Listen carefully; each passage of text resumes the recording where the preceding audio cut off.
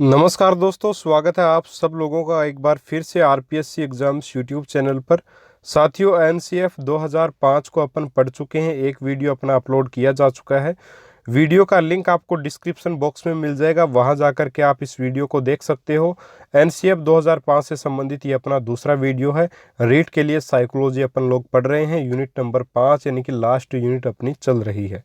देखिए साथियों, एनसीएफ 2005 जो है उसके पाठ्यक्रम निर्माण के जो सिद्धांत हैं उनको आज अपन देखेंगे। इसके अलावा जो है अपन इसमें क्या क्या महत्वपूर्ण बातें हैं वो देखेंगे। साथ ही शिक्षण विधियां क्या होनी चाहिए, शिक्षक के गुण क्या होने चाहिए, शिक्षक की भूमिका क्या होती है, सारी की सारी बातें जो अपन देखेंगे आज के इस वीडियो में। तो साथियों, अपन बात करें सबसे पहले पाठ्यक्रम निर्माण के सिद्धांतों की, जो कि एनसीएफ 2005 के अनुसार हैं। तो पहली बात है, बाल केंद्रित पाठ्यक्रम होना चाहिए, यानी कि बच्चे को ध्यान में रख करके, बच्चे को केंद्र में रख करके पाठ्यक्रम बनाया गया हो। दूसरा, उपयोगिता का सिद्धांत, यानी कि पाठ्यक्रम जो है वो उपयोगी होना चाहिए, दैनिक जीवन में उपयोग में बच्चा उसको प्राप्त ज्ञान को ले सके। ये नहीं कि स्कूल में पढ़ा रटा और घर चला गया फिर उठ के आ गया, इस प्रकार नहीं होना चाहिए। जो बच्चे को ज्ञान प्राप्त हुआ स्कूल में, उसका उपयोग जो है वो होना चाहिए दैनिक जीवन में। इसके बाद है लचीलेपन का सिद्धांत, यानी कि थोड़ा सा आसान जो पाठ्यक्रम, लचीलेपन ये नहीं है कि बहुत ज़्यादा टफ चीज़ें सारी की सारी दे दी, नॉर्मल यानी सरल से कठिन की तरफ बढ़ना चाहिए। फिर क्रियाशीलता का सिद्धांत, यानी करके सीखना, ऐसी चीज़ें समाहित की जानी चाहिए पाठ्यक्रम में जिससे बच्चा ज़्यादा से ज़्यादा करके सीखे, क्रियाविधि आधारित होना चाहिए। फिर आगे क्रमबद्धता का विकास। क्रमबद्धता का विकास यानी कि पाठ्यक्रम इस प्रकार बनाया जाए कि टॉपिक्स इस प्रकार सेट किए जाएं कि एक के बाद, यानी पहले जो टॉपिक पढ़ा उससे रिलेट करता हुआ दूसरा, दूसरे से रिलेट करता हुआ तीसरा, इस प्रकार से टॉपिकों को क्रमबद्ध रूप से आगे बढ़ाया जाना चाहिए। फिर है विभिन्न स्तरों के अनुसार पाठ्यक्रम दिया जाना चाहिए, कक्षा 6 का अलग, 7 का अलग, 8 का अलग। फिर है विभिन्न विषयों से संबंधित पाठ्यक्रम, तो जैसे गणित का पाठ्यक्रम अलग है, विज्ञान का अलग, इस प्रकार से अलग अलग पाठ्यक्रम विषयों के आधार पे। फिर उच्च कक्षाओं की आवश्यकता पूर्ति का सिद्धांत भी जो है वो रखना चाहिए, यानी कि उच्च कक्षाओं जैसे 11वीं 12वीं के बाद बच्चे जाहिर सी बात है कॉलेज में जाएंगे, उसके बाद कुछ जॉब लगने के लिए कोशिश करेंगे, तो उन सभी चीज़ों की शिक्षा भी दी जानी चाहिए। राजस्थान में ज्ञान अभी एक पोर्टल स्टार्ट कर रखा, ज्ञान संकल्प पोर्टल, जहाँ पे आप विभिन्न प्रकार की जो जॉब्स आपकी निकलती हैं उनके बारे में जानकारी प्राप्त कर सकते हैं। तो इस प्रकार की चीज़ों की जानकारी बच्चों को दी जानी चाहिए, बताया जाना चाहिए उनको कि आपको किस क्षेत्र में आप अच्छा कर सकते हो और किस क्षेत्र में आपको जाना चाहिए। फिर है व्यापकता एवं संतुलन का सिद्धांत, यानी कि पाठ्यक्रम व्यापक भी हो और संतुलित भी हो। ये नहीं कि बहुत ज़्यादा कम हो या बहुत ज़्यादा अधिक हो, संतुलित हो और पूरे संपूर्ण चीज़ों को कवर करने वाला हो। इसके अलावा मनोवैज्ञानिक सिद्धांतों के अनुरूप पाठ्यक्रम बनाया जाना चाहिए। तो ये पाठ्यक्रम निर्माण के सिद्धांत है एनसीएफ 2005 के अनुसार। रटना नहीं है, बस थोड़ा सा आपको ध्यान में रखना है। ठीक है साथियों, चलिए आगे बढ़ते हैं। देखिए, एनसीएफ 2005 में अध्यापक की जो भूमिका है वो सुविधादाता के रूप में बताई गई है। अब ये नोट डाल करके तकरीबन आपके 10-12 पॉइंट्स हैं, या 15 भी मान सकते हैं, 20 भी मान सकते हैं, 15-20 पॉइंट्स होंगे, नोट डाल करके सारे डाल रखे हैं यहाँ पे। तो ये आपको ध्यान में जरूर रखने हैं साथियों, बहुत ही इंपॉर्टेंट है और यहाँ से प्रश्न आपको एनसीएफ से देखने को मिल सकता है। एनसीएफ 2005 में अध्यापक की जो भूमिका वो किसकी बताई गई है, सुविधादाता की भूमिका बताई गई है। पहली बात इंपॉर्टेंट है, याद रखिएगा। दूसरा, कक्षा कक्ष शिक्षण क्रिया आधारित होना चाहिए, क्रिया विधि आधारित होना चाहिए, जैसे कि अभी पहले बात कर चुके अपन। फिर अब प्राथमिक कक्षा स्तर पर बच्चों के भाषाओं को बिना सुधारे उसी रूप में स्वीकार करना चाहिए। कक्षा 4 के बाद अगर समृद्ध व रुचिकर मौके दिए जाएं तो बच्चे स्वयं ही भाषा सीख जाते हैं। इस प्रक्रिया गलतियां सीखने का इसमें जो है, इस प्रक्रिया में गलतियां जो है वो सीखने का हिस्सा बन जाती हैं। यानी कि कहने का मतलब क्या है कि ये नहीं है कि बच्चा पहली क्लास दूसरी क्लास में है और आप उसकी भाषा सुधारने में लगे हुए हो। जैसी उसकी भाषा, उसको उसी प्रकार से आप सिखाओ। ठीक है। कक्षा 4 के बाद अगर बच्चा समृद्ध है और रुचिकर है तो वो अपने आप ही भाषा को जो वो सीखने लगता है, और जो गलतियां करता है वो इस सीखने की प्रक्रिया का हिस्सा बन जाते हैं, ऐसा बोला गया है एनसीएफ 2005 में। फिर है, कक्षा का वातावरण बहुभाषी हो, यानी कि प्रारंभिक स्तर पर हिंदी प्लस मातृभाषा, उच्च स्तर पर हिंदी प्लस विदेशी भाषा भी शामिल हो सकती है। प्रारंभिक स्तर यानी कक्षा 1 से 5 तक आप मान सकते हैं कि जैसे हिंदी भाषा 1 से 8 भी मान सकते हैं, आप जैसे हिंदी भाषा हो सकती है या वहाँ की क्षेत्रीय भाषा में आप पढ़ाएं तो और भी कोई दिक्कत नहीं। बच्चों को जिस भाषा में समझ में आए उस भाषा में आप पढ़ाइए।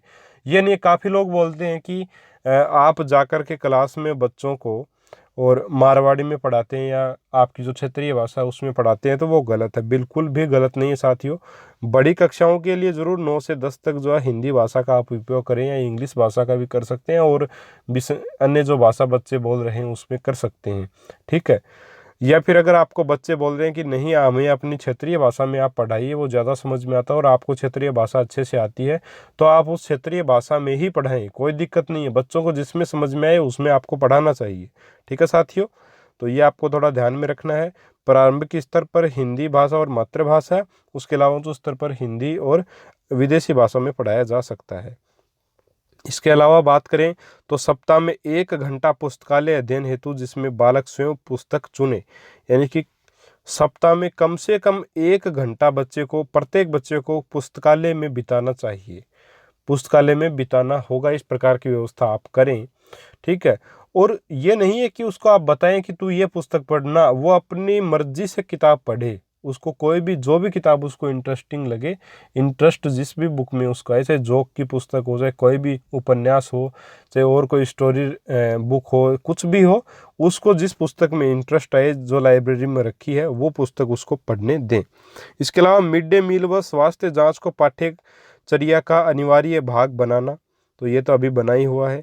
फिर है बच्चे फेल नहीं होते, वे केवल स्कूल की असफलता को दर्शाती हैं। ये जो कोटेशन है, ये जो लाइन है, किसमें बोली गई है? एनसीएफ 2005 में, ध्यान में रखिएगा, ये इंपॉर्टेंट लाइन है। इसमें क्या बोला गया है कि देखिए, बच्चे फेल नहीं होते हैं, वे केवल स्कूल की असफलता को दर्शाते हैं, ठीक है साथियों। चलिए आगे बढ़ते हैं। देखिए, विकलांगता समाज द्वारा निर्मित है, इसे समाप्त करना चाहिए। ये दोनों की दोनों कोटेशन जो है वो एनसीएफ 2005 में शामिल किए गए हैं और काफ़ी बार एग्जाम में आए हैं, तो थोड़ा सा आपको ध्यान में इनको रखना है। आगे बढ़ते हैं। देखिए, एनसीएफ 2005 के अनुसार वर्ष में 200 शिक्षण दिवस होने ही चाहिए, कम से कम 200 शिक्षण दिवस जरूर होने चाहिए, ठीक है। ऐसे तो 365 दिन होते हैं साल में, लेकिन छुट्टियां वगैरह आ जाती हैं और भी ढेर सारे कार्य हो जाते हैं, जैसे 26 जनवरी 15 दिवस को शिक्षण दिवस अपन नहीं मान सकते एक प्रकार से। तो 200 शिक्षण दिवस जो वो होने चाहिए जिस दिन पढ़ाई हो। फिर है स्कूल का समय 6 घंटे होना चाहिए। पूर्व प्राथमिक स्तर हेतु 3 घंटे होना चाहिए। पूर्व प्राथमिक यानी कक्षा 1 से लेकर के 5 तक। फिर कक्षा 2 तक कोई होमवर्क बच्चे को नहीं दिया जाना चाहिए। ये एनसीएफ 2005 में बोला गया है कि कक्षा 1 व 2 के बच्चों को कोई होमवर्क नहीं देना चाहिए। उनको जो कुछ भी आपको करवाना है वो सारा का सारा आपको स्कूल में ही, कक्षा में ही करवाना है। कक्षा 3 से 5 तक के बच्चों को 2 घंटे प्रति सप्ताह, यानी कि पूरे सप्ताह में 2 घंटे का होमवर्क बच्चे करें, इतना ही होमवर्क देना है। इसके अलावा उच्च प्राथमिक स्तर कक्षा 6 से 8 तक के बच्चों को 1 घंटा प्रतिदिन का होमवर्क आपको देना चाहिए, यानी कि प्रत्येक दिन बच्चा 1 घंटे होमवर्क जरूर करे। इसके अलावा देखें तो माध्यमिक और उच्च माध्यमिक यानी 9 से लेकर के 12वीं तक के बच्चों के लिए 2 घंटे प्रतिदिन का होमवर्क दिया जाना चाहिए। ये एनसीएफ 2005 के अनुसार होमवर्क का नियम है, तो बहुत ही इम्पोर्टेंट है, याद रखिएगा, बहुत ज़्यादा ज़रूरी है, यहाँ से प्रश्न बन सकते हैं, ठीक है साथियों। फिर है 10वीं और 12वीं की परीक्षा ऐच्छिक हो, जो चाहे वो बोर्ड की परीक्षा दे, जो चाहे नहीं दे। आगे खुली पुस्तक परीक्षा प्रणाली का सुझाव भी इसमें दिया गया। फिर है सतत व व्यापक मूल्यांकन का सुझाव इसमें दिया गया, जो कि अपन पढ़ चुके हैं, और इसका सुझाव 1986 की राष्ट्रीय शिक्षा नीति में भी दिया गया और एनसीएफ 2005 दोनों में इसका सुझाव दिया गया। फिर आगे है शांति शिक्षा को बढ़ावा, यानी शांति शिक्षा यानी महिला सम्मान हेतु विभिन्न कार्यक्रम जो स्कूल में करवाए जाने चाहिए या रैलियाँ निकलवाई जा सकती हैं। शांति शिक्षा यानी समाज में शांति जिन चीज़ों से अपन स्थापित कर सकते हैं, इस प्रकार की शिक्षा जो बच्चों को दी जानी चाहिए, ठीक है साथियों। तो उम्मीद है सारी बातें आपको अच्छे से समझ में आ गई होंगी। एनसीएफ 2005 से जितने भी महत्वपूर्ण चीज़ें थी लगभग अपन ने कर ली हैं। अभी 2-4 और छोटी छोटी चीज़ें हैं। एक तो है एनसीएफ 2005 के अनुसार शिक्षण विधि, तो करके सीखने की विधि को काम में ले सकते हैं। निरीक्षण करके सीखना, परीक्षण करके सीखना, सामूहिक विधि द्वारा सीखना या मिश्रित विधि द्वारा सीखना, इन विधियों को अपन काम में ले सकते हैं एनसीएफ 2005 के अनुसार शिक्षण विधियाँ। यानी कि एनसीएफ 2005 जो है वो इन शिक्षण विधियों को अच्छा मानता है। पहला करके सीखना जो कि किलपेट्रिक के द्वारा दी गई है। दूसरा निरीक्षण करके सीखना यानी कि देखभाल करके सीखना, ये वाटसन ने। परीक्षण करके सीखना यानी कि स्वयं करके सीखना, विलियम वुंट के द्वारा दी गई है। ये विज्ञान विषय के लिए इम्पोर्टेंट है। फिर है सामूहिक विधि द्वारा सीखना, एक साथ समूह में रह करके जेएल मोरेनो की विधि है। और मिश्रित विधि यानी इन सभी को मिला करके अपन मिश्रित विधि बोल सकते हैं कि करके भी सीखे, निरीक्षण करके भी सीखे, सामूहिक विधि से भी सीखे, ये सारी इसमें आ जाएंगी मिश्रित विधि में। ठीक है साथियों, तो एनसीएफ 2005 की ये शिक्षण विधियां हैं। देखिए अब एनसीएफ 2005 में एक शिक्षक के गुण भी बताए गए हैं कि क्या गुण होने चाहिए। तो दो प्रकार के गुण बताए गए हैं, पहला सामान्य गुण और दूसरा विशिष्ट गुण। जो सामान्य गुण है वो तो होते हैं व्यक्तित्व से संबंधित, और विशिष्ट गुण पाठ्य पुस्तक से संबंधित होते हैं। जैसे सामान्य गुणों में, व्यक्तित्व में क्या क्या गुण होने चाहिए? सहनशील होना चाहिए टीचर, शिष्टाचारी होना चाहिए, आत्मविश्वासी हो, अनुशासन को प्रेम करने वाला हो, स्पष्टवादिता, नेतृत्व की भावना, विनोद प्रिय, प्रभावशाली व्यक्तित्व और निष्ठावान जो हो शिक्षक को होना चाहिए। ये गुण शिक्षक में होने चाहिए, सामान्य गुण। ठीक है साथियों, अब इनको क्या रटने की आवश्यकता है? बिल्कुल भी नहीं है। इनको अपन पढ़ के आराम से अपन वैसे ही बता सकते हैं एक टीचर में क्या क्या गुण होने चाहिए। ईमानदारी होनी चाहिए, जाहिर सी बात है, और ये सारे के सारे गुण एक शिक्षक में होने चाहिए। फिर आ गया विशेष गुण। देखिए साथियों, विशेष गुण का मतलब किसी पर्टिकुलर सब्जेक्ट का नॉलेज उसको कैसा है उसके बारे में, यानी विषय वस्तु का वो ज्ञाता हो, मनोवैज्ञानिक विचारधारा का व्यक्ति हो, सामाजिक जागरूकता रखता हो, शिक्षण की उचित जानकारी रखता हो, यानी पढ़ाना कैसे है ये उसको पता होना चाहिए, विषय वस्तु का ज्ञान होना चाहिए, और मनोवैज्ञानिक विचारधारा होनी चाहिए, यानी कि किस विधि से पढ़ाएं तो बच्चों को ज़्यादा समझ में आएगा, बच्चों की कमजोरियों को बिना उनसे पूछे समझ जाए, देख करके समझ जाए कि बच्चे को समझ आया नहीं आया। तो इस प्रकार की चीज़ें जो गुण शिक्षक में जो है होना ज़रूरी है। तो ये शिक्षक के गुण हो गए। इसके बाद शिक्षक की भूमिका जो है वो भी एनसीएफ 2005 में बताई गई है। पहली भूमिका बोला गया कक्षा का नेता। तो आपसे अगर कोई पूछ ले कि शिक्षक को कक्षा का नेता जो किस में कहा गया है, आरटी 2009, एनसीएफ 2005, राष्ट्रीय शिक्षा नीति 1986 किस में बोला गया है? तो आपका आएगा उत्तर एनसीएफ 2005। कक्षा का नेता मतलब जैसा अध्यापक का नेतृत्व रहेगा, कक्षा का व्यवहार भी उसी प्रकार का रहेगा। बिल्कुल सही बात, अगर टीचर हंसी मजाक कर रहा है तो बच्चे भी हंसेंगे, और टीचर गुस्से में पिटाई कर रहा है तो बच्चे बहुत दुखी होंगे और परेशान हो जाएंगे और ये सोचेंगे कि ये मास्टर कब इस क्लास से बाहर जाए। तो ऐसा माहौल अपने को रखना है कि बच्चे हंसी मजाक भी अपन उनसे करें, और थोड़ा सा जो है ये नहीं है कि यानी कि एक प्रकार से मैं आपको समझाना चाहूँ कि बच्चों को उंगली जरूर पकड़ाएं लेकिन हाथ नहीं पकड़ने दें। ठीक है, इस हिसाब से अपने को पढ़ाना चाहिए। फिर हम मनोवैज्ञानिक के रूप में शिक्षक की भूमिका बताई गई है कि शिक्षक जो वो एक मनोवैज्ञानिक के रूप में होना चाहिए, यानी शिक्षक को मनोवैज्ञानिक होना चाहिए ताकि वो बच्चों की मन स्थिति को समझ सके। फिर है अनुदेशन तकनीकी, यानी कि पाठ्यक्रम आधारित, यानी कि जो अभी लेटेस्ट जो अनुदेशन तकनीकी का मतलब ये जो पढ़ाने की विधियां उन्हीं से मतलब है इसका। लेकिन मेन बात ये अनुदेशन में एक प्रकार से अपन ये भी मान सकते हैं कि जैसे अभी जो लेटेस्ट जो चल रहा है वो है कि ऑनलाइन एजुकेशन।